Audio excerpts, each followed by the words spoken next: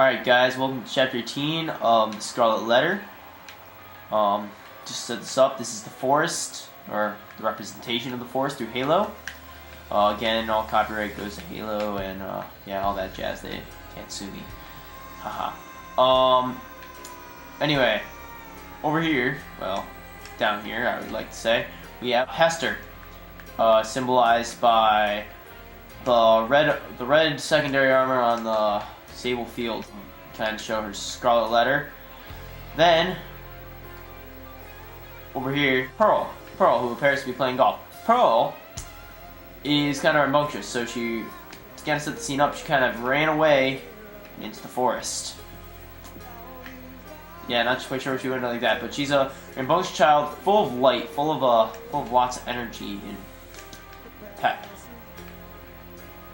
Yeah, and our final member is Dimsdale, and he's kind of, well, striking an action pose. He's a little bit less heroic in the book.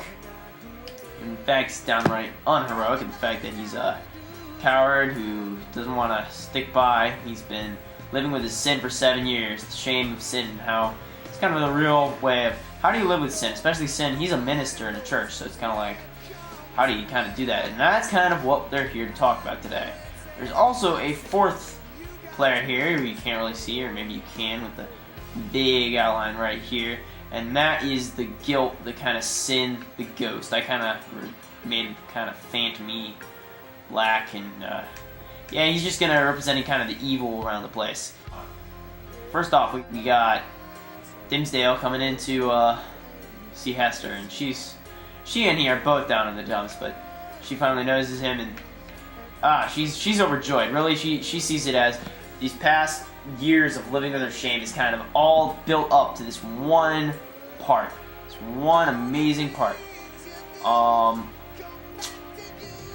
Dimsdale kind of still battling with his sin. So they spend a lot of time standing here looking at each other.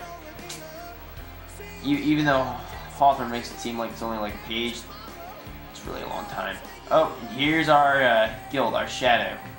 Now, he's happy to see her. I mean, she wanted to do this out in the middle of the wilderness, and it's kind of relating to past chapters, but she wanted to do this out in the wilderness so that Chillingworth, which is also can be a representation for this dude right here, can do that. Now, they're all ecstatic, and she's building up. Now, this chapter's called Flood of Sunshine, and this sunshine is really, really important. Because it's really when they decide to cast off their sin, when they decide to live new lives. Nope, there goes Mr. Invisible. He's gone. So they're standing here talking. Still have Pearl over there. She's still doing her own thing. So these two will stand here and talk, and they will talk for quite a bit, even though Hawthorne kind of again. And we got the spirits, and the forest is really portrayed as this haunted, mysterious, dark place. So this chapter, when they talk about a flood of sunshine, it's really important because, anyway, back to these two up on the cliff, because they're really the most important things here. These two are so a part of each other, and they love each other. I don't know, what can you really say? These two really exemplify each other in the story. Now, we have the Phantom, who's constantly around, and this is the point in the chapter where Hester takes off her Scarlet Letter and she throws it. And when she throws it, I just kind of missed there. There you go. When she throws it, she means it. And it dispels that entire feeling of shame, that entire feeling of dread that surrounds the chapter. Now, at this point in time, we have Pearl, she's kind of iffy about Dimsdale because she knows that Chillingworth is still around. Chillingworth still has some hold on him, even though he professes otherwise.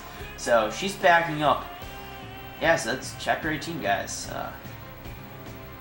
Hope you like.